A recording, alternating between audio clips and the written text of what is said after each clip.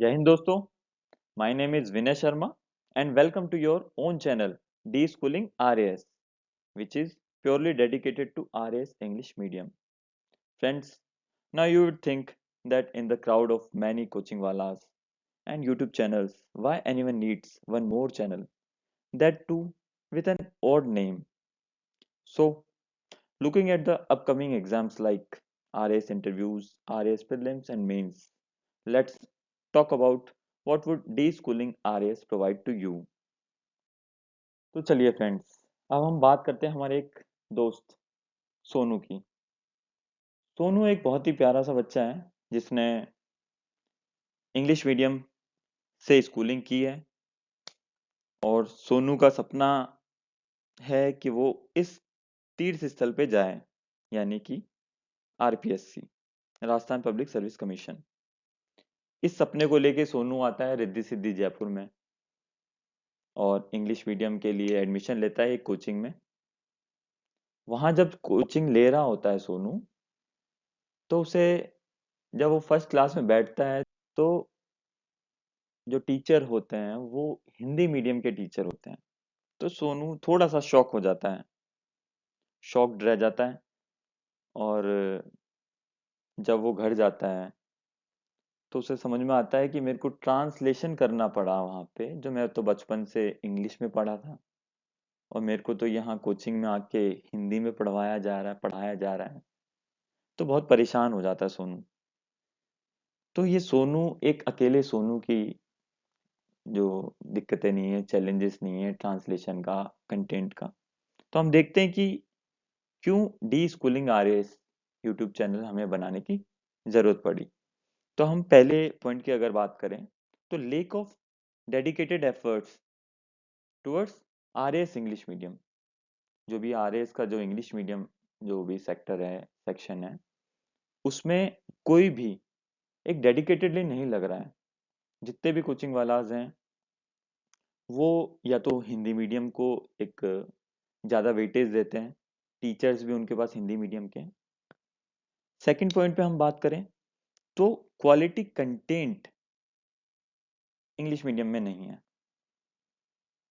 जिसके वजह से क्या होता है कि कोई भी सोनू जैसा जो एस्पिरेंट है वो क्वेस्ट स्टार्ट करता है, सर्चिंग स्टार्ट करता है, डिफरेंट सोर्सेस में जाता है और उसकी वजह से उसका जो क्वालिटी टाइम है वो वेस्ट होने चालू हो जाता है।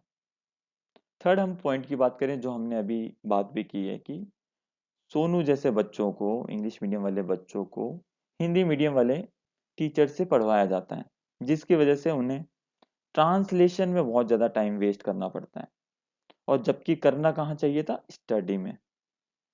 ठीक है, इसकी वजह से आपने शायद दोस्तों जो दिल्ली के जो कोचिंग है एक वाजीराम एंड रवि, जो IAS के लिए कोचिंग देता है, उसका नाम सुना होगा।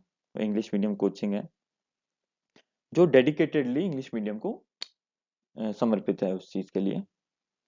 ऐसे किसी इंस्टीट्यूशन की RAS की फील्ड में कमी है, हम ये यूट्यूब में फ्री देना चाहते हैं D schooling RAS YouTube channel के माध्यम से।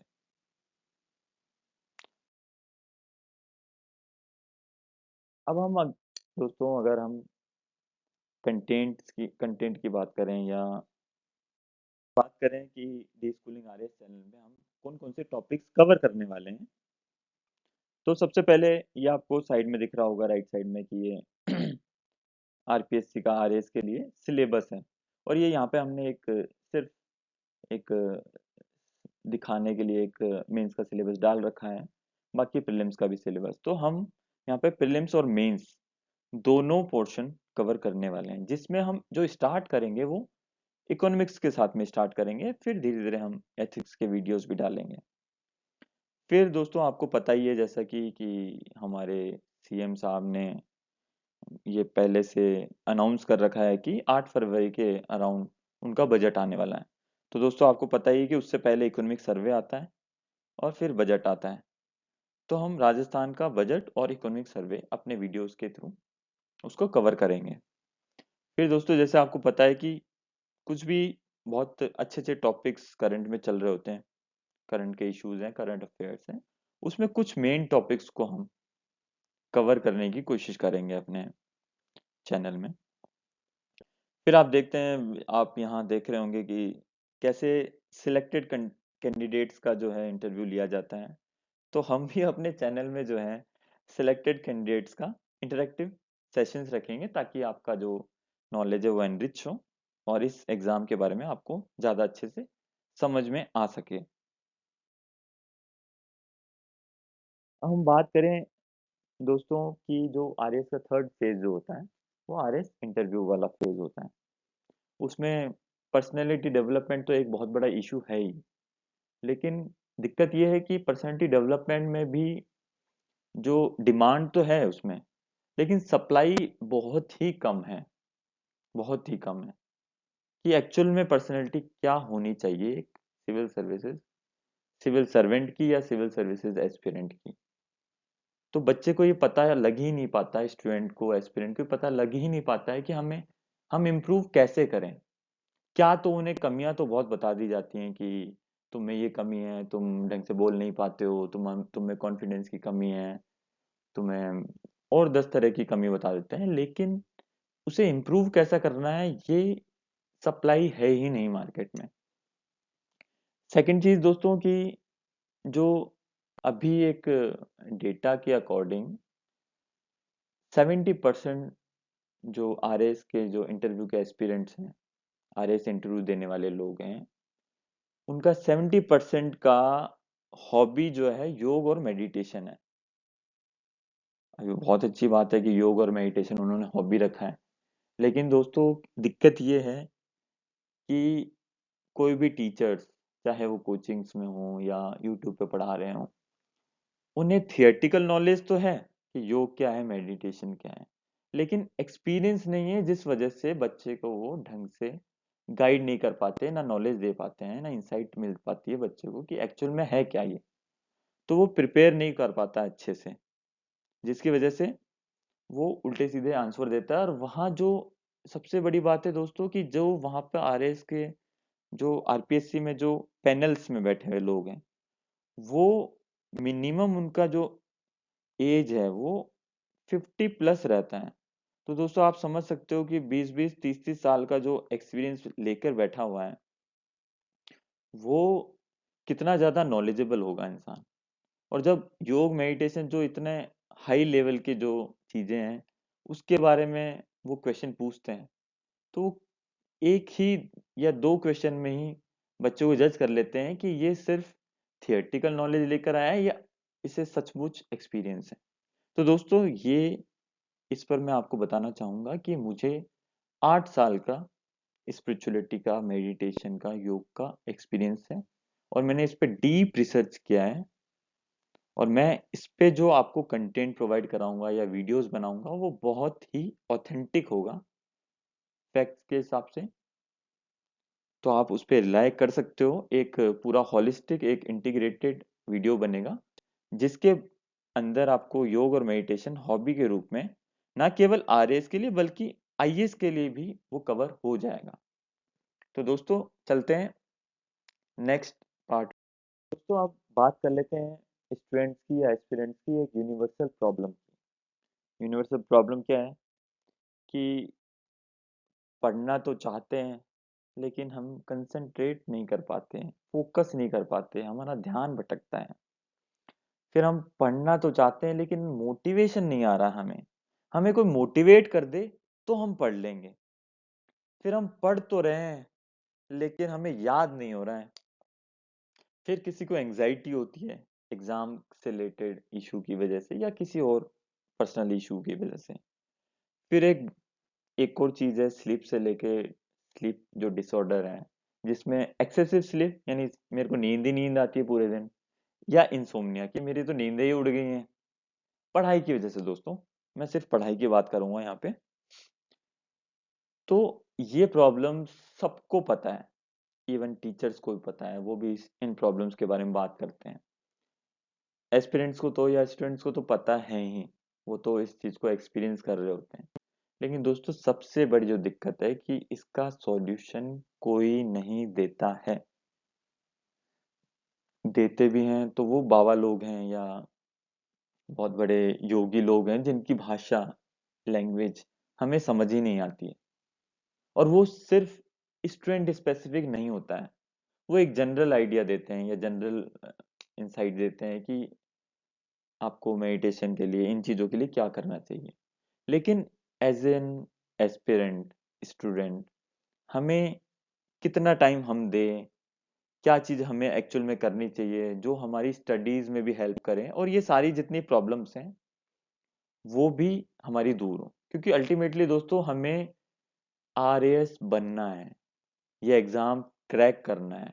उसके लिए हमें जो मेडिटेशन है या दूसरी चीज़ें हैं वो हम सब करने को तैयार हैं।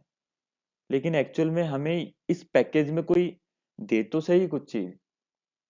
तो दोस्तों मैंने जैसे अभी बताया आपको कि मुझे 8 साल का बहुत ही एक्सटेंसिव डीप नॉलेज है मेरा इसमें, मेडिटेशन, स्पिरिचुअलिटी, योग के फील्ड में।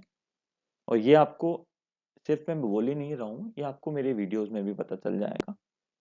तो उसमें दोस्तों सिटिंग मेडिटेशन का तो आपने सुना ही होगा। इसमें मैं आपको बहुत ही जो डीप लेवल पे कुछ मिस्टेक्स हम करते हैं जिसकी वजह से कुछ बेनिफिट उतना नहीं मिल पाता है स्टूडेंट को या किसी भी इंसान को।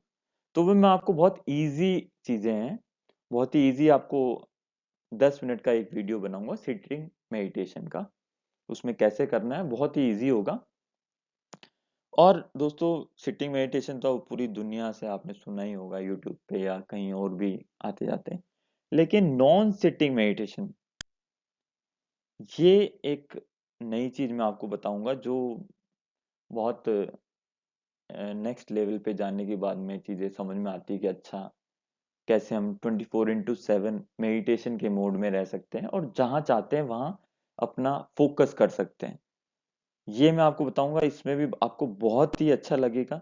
सिटिंग मेडिटेशन में भी मैं आपको 2 या 3 तरह के जो है तरह से मेडिटेशन करना बताऊंगा, जिसमें मॉर्निंग में वाला मेडिटेशन अलग बताऊंगा और सोने से पहले आपको 10 मिनट कैसे देने मेडिटेशन के वो अलग बताऊंगा। फिर एक जो हमने प्रॉब्लम की बात की कि वीकर मेमोरी की, कि हमें पढ़ते तो हैं लेकिन याद नहीं रहता है। तो उसके लिए एक टेक्निक दोस्तों, बहुत ही साइंटिफिक तरीके से मैं आपको ये टेक्निक बताऊंगा, जो कि आपने शायद कुछ लोगों में आपने या सब लोगों ने स्वामी विवेकानंद जी के बारे में जब पढ़ा होगा तो उनके बारे में सुना होगा कि वो एक बुक पढ़ते थे तो वो एक्चुअल में रीड नहीं करते थे, वो उसको फोटो उसकी ले लेते थे उस चीज की। तो ये दोस्तों आपने सुना होगा।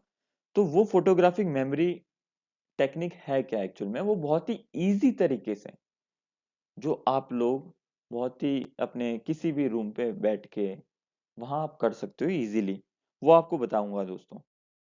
नेक्स्ट चलते हैं दोस्तों कि डाइट, जो हम खाना खाते हैं एक्चुअल में वही हमारा मन, हमारी फिजिकल बॉडी, माइंड वो वही बनाता है।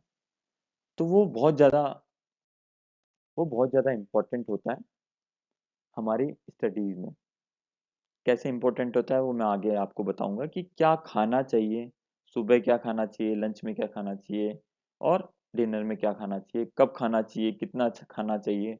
ये सब आपको डिटेल से मैं चीज़ें बताऊंगा, जिसकी वजह से आपको आपका कंसंट्रेशन कैसे डाइट से ही इम्प्रूव हो जाए, फोकस इम्प्रूव हो जाए, नींद आपको अच्छी आने लग जाए, एंग्जाइटी दूर हो जाए। ये डाइट का दोस्तों मेरा जब एक्सपीरियंस मैं आपको बताऊंगा तो आपको पहले शॉकिंग भी लगेगा, लेकिन जब आप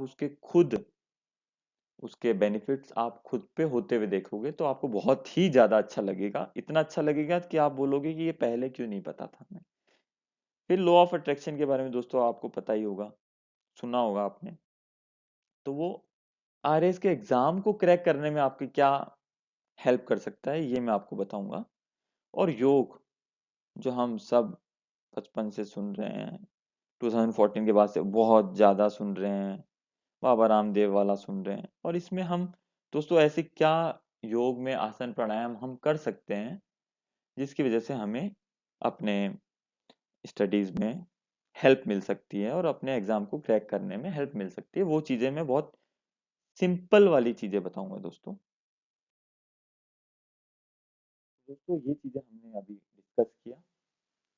आप हमारे साथ में बने रहिए, आपको अच्छा अच्छा कंटेंट मिलता रहेगा और इसमें हम और भी चीज़ें स्टूडेंट्स की डिमांड पे और भी चीज़ें ऐड करते रहेंगे। तो थैंक यू दोस्तों, all the best for the exams. जय हिंद।